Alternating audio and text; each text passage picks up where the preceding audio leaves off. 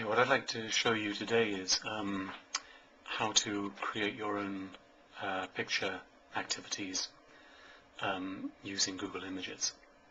For example, you could use other sources of images, but I'm going to use Google as the one I find is the most effective.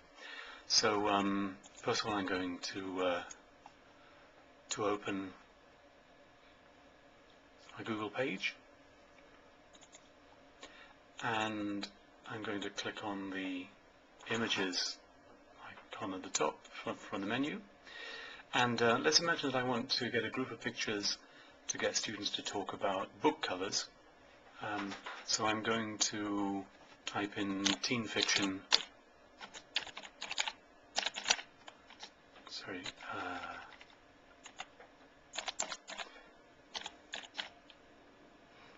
and just up in books as well, just to be sure, and search images. Okay, so we don't want students to talk about and compare perhaps some different books. So let's see what we got here. Okay, let's go to the golden compass. Now, if you right-hand click on the mouse, you'll see the option copy. You don't always get the option copy. Sometimes these are protected, copyright protected, but if you do, you click on copy and then go to an empty Word document. Here I'm going to call this teen fiction. For example, which book?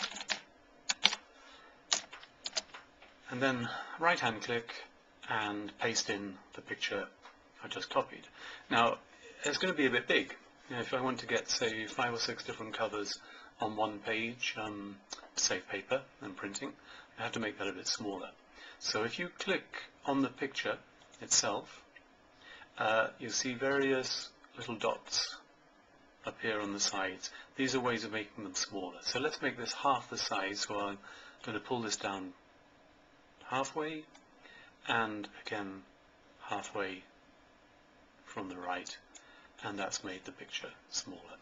If I want to write something underneath it, simply do that here, but in this case I'm not going to. I'm just going to move along a little to create a little bit of space between the picture for the next one. So I'm going to go back again, go back to the images page where I have a look at the others. Maybe I want something. It's a bit of a contrasting style or genre, so let's have a look at this one. Romantic fiction, Sweet Valley High, double love. Makes a nice contrast probably to the previous one. So again, right-hand click, copy, go back to my document, right-hand click again, paste, make the picture smaller, about the same size as the other one. When you're doing that, what appears at the top is a toolbar with various other options on. I mean, I don't find I need to use these very much, but for example, the crop option here is very useful, because if you press crop, it means you can then, if you want to, you can cut parts of the picture off, or if you want to eliminate some blank space around it, you can use the crop option. And that will appear when you click on the center of the picture.